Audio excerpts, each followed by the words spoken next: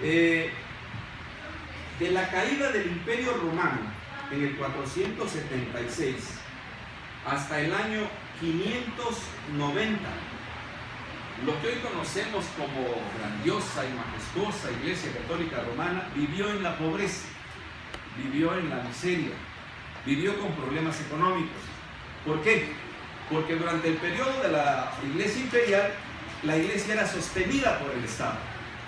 Al desaparecer el Estado y aparecer nuevos reinos y luego nuevos estados con gente que incluso era pagana, entonces la Iglesia Católica no tenía realmente cómo sostenerse y pasó más de 100 años viviendo en una pobreza extrema, porque su burocracia eclesiástica era grande, porque los campesinos no tenían para dar su diezmo, y porque los reyes decían: ¿y yo por qué voy a mantener al obispo de Roma? Que lo mantenía el emperador, pues estaba bien, lo mantenía el emperador, pero yo ¿por qué? Sobre todo los reyes francos dijeron definitivamente no. Sin embargo, después de más de 100 años de vivir en una economía muy difícil, algo sucedió en el año 590.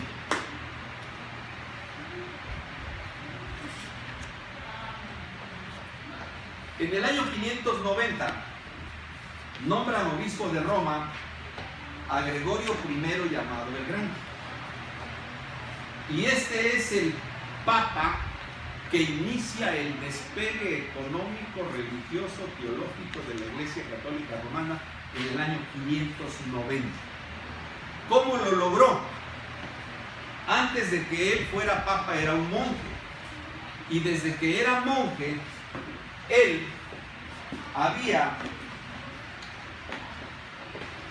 descubierto la doctrina del purgatorio.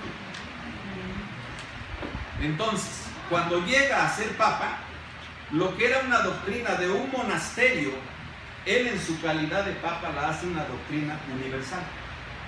Y empiezan a aparecer por distintos lugares de Europa estampas como la que ustedes están viendo en pantalla. Se diseña el escapulario. ¿Saben ustedes qué significa la palabra escapulario? Significa escapatoria. Significa escapatoria.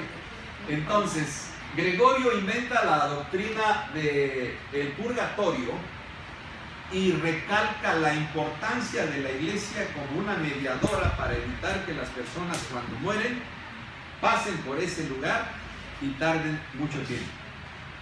Las mismas imágenes son un disparate teológico, porque se supone que el niño que está ahí es Jesús. Y cuando Jesús era niño, el sacrificio por la salvación y por la expiación de los pecados no se había realizado. ¿Cómo iba a poder un niño estar ofreciendo salvación si el sacrificio aún no había tenido lugar? Entonces, con imágenes como estas y con esta doctrina en el 590, Gregorio inicia otra vez el ascenso de la Iglesia Católica Romana y reconquista los privilegios que tuvo durante el periodo de la época imperial. Y así se inicia con esta doctrina el ascenso de la Iglesia Católica. Nos vamos a pasar al año 752. En el año 752 gobernó un papa que se llamaba Esteban II. Esteban II habló con Pipino el Breve. Pipino el Breve era rey de los francos, era hijo de Carlos Martel, aquel militar que detuvo la invasión musulmana hacia Europa, pero también era el padre de Carlomagno. Esteban II le dice a Pipino el Breve: tengo en mi poder los manuscritos que constatan que Constantino le regaló al Papa Silvestre en el año 330 la ciudad de Roma. Y tengo en mi poder los documentos que constatan que cuando Constantino traslada la sede del imperio a Constantinopla y abandona Roma, le deja al Papa el gobierno del Imperio Romano de Occidente. Y cuando Pipino le dice: ¿y por qué hizo eso? Le dice: para poder asegurar el patrimonio de San Pedro. Dice, ¿y cuál es el patrimonio de San Pedro? La ciudad de Roma y el continente europeo. Todo esto es el patrimonio de San Pedro. Entonces, pues, ese fue el origen de cómo el Papa empezó a adueñarse de la ciudad de Roma y a adueñarse de la península itálica. Había otro problema que tenía el Papa Esteban. Tenía enemigos en el norte de Italia, los lombardos, que amenazaban con quitarle la ciudad de Roma. Entonces, como Esteban había coronado a Pipino, Pipino estaba en una deuda moral con el Papa. Entonces atravesó los Alpes, derrotó a los lombardos, les quitó los territorios y antes de retirarse a lo que hoy es Francia, le regaló los estados que le había quitado a los lombardos y además le regaló los estados del centro de la península itálica. Y eso se considera, o se consideraba en ese tiempo, que era la devolución al obispo de Roma del patrimonio de San Pedro, que había desaparecido después de la caída del Imperio de Roma. ¿Por qué es importante y trascendente este episodio en la historia de la Iglesia Católica? Porque fue en ese momento cuando el Papa se convierte en un nuevo monarca de Europa, con territorios propios y con gobierno autónomo.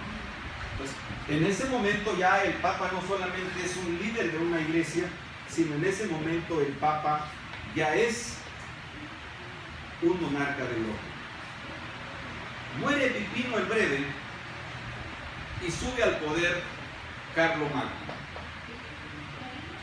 El Papa León III habla con Carlomagno y le dice: ¿qué te parece si reconquistamos Europa y revivimos el Imperio Romano de Occidente?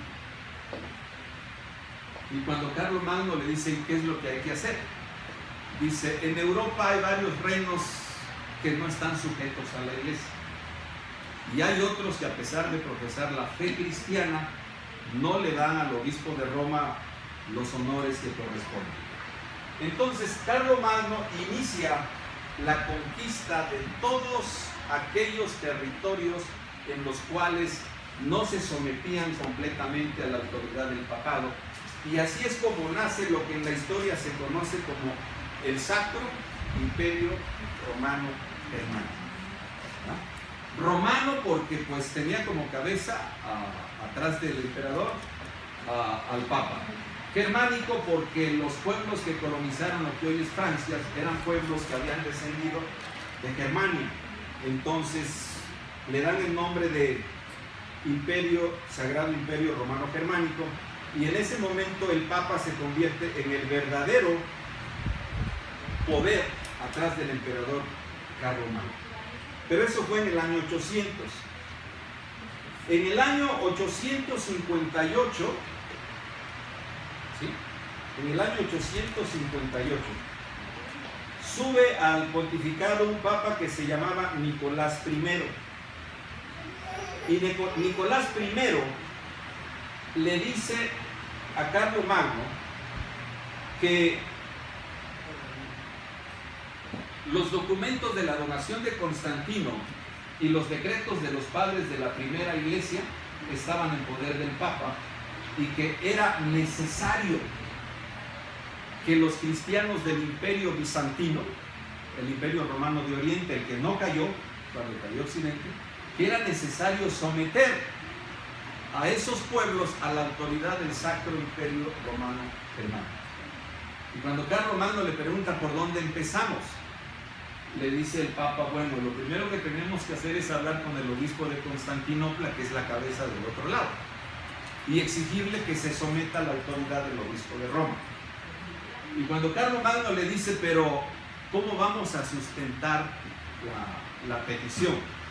Entonces le dice el Papa: pues con los documentos, con los manuscritos antiguos que tenemos de Constantino y de los primeros padres de la iglesia. Entonces se envía una comisión a Bizancio a pedirle al obispo de Constantinopla, llamado Miguel Cerulario, que la iglesia las iglesias de Oriente tenían que empezar a depender de la iglesia de Occidente.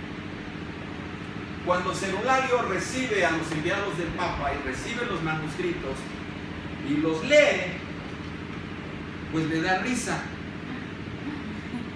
¿Por qué? Porque el latín en el que estaban escritos era latín medieval, no era latín de la época de Constantino.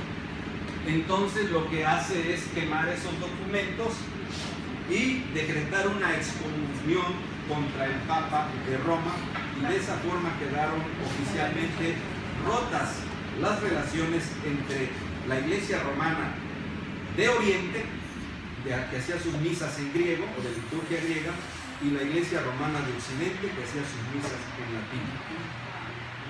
Nos brincamos a otro periodo de la historia, al año 1073. En ese tiempo gobernó otro Gregorio, conocido como Gregorio VII. Es el único papa que ha sido más conocido con el nombre de Hildebrando, porque ese era su nombre, que con el nombre de Gregorio VII. ¿Qué sucede con Gregorio VII? Resulta que cuando se acercaba el primer milenio, cuando iban a llegar al año 1000, la gente empezó a creer que se iba a perder el mundo.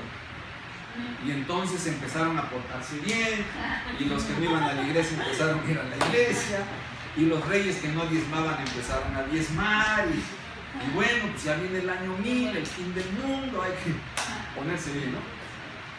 Pero el año 1000 pasó sin pena ni gloria, no pasó absolutamente nada. Y después de que pase el año 1000, la sociedad europea y los cristianos de aquel tiempo empiezan a llevar una vida muy libertina, se relajaron mucho. Entonces, varios, incluso religiosos de la Iglesia Católica Romana, empezaron a dejar el celibato y empezaron a tener, en lugar de una esposa, tener 2 o 3, según las condiciones, ¿no? Entonces, cuando Gregorio VII toma el pontificado, inicia una serie de reformas. ¿Qué quería Gregorio VII? En primer lugar, corregir la decadencia moral de los curas. En segundo lugar, desconocer a todos aquellos curas que habían sido ungidos no por la iglesia, sino por los príncipes, por los nobles y por los señores feudales, que dijeron: ¿por qué tiene que venir el Papa a ordenar quién va a ser el obispo de donde yo mando? Si yo mismo puedo escoger uno y decirle, tú vas a hacer, ¿no?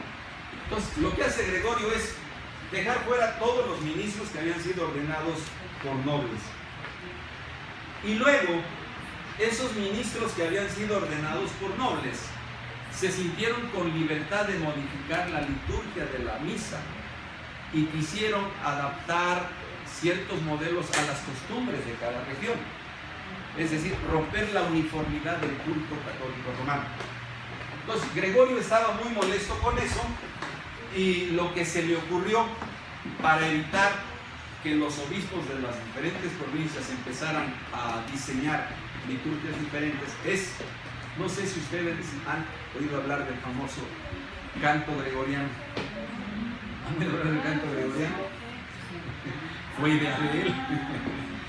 Entonces él dijo: para empezar, los franceses no van a cantar ni van a decir misa en francés, ni los alemanes me van a empezar a hacer misas en alemán o con gaitas o con cosas por el estilo. Vamos a mantener la unidad, la universalidad y la uniformidad de la Iglesia Católica Romana. Entonces, él diseña el canto gregoriano. No es que él cantara bien, pero él buscó gente que cantara bien e instituyó el canto gregoriano. Entonces, algo más que quiso él con sus reformas es separar la iglesia del Estado. Cuando él vio que los nobles empezaban a querer nombrar obispos, él dijo: momento, las tareas del Estado al Estado, zapatero a tus zapatos, y las tareas de la iglesia al Papa. Entonces, él fue uno de los primeros en concebir la idea de separar la iglesia del Estado. Pero finalmente, por lo que más se le recuerda a Hildebrando, es porque dentro de sus reformas le exigió a todos los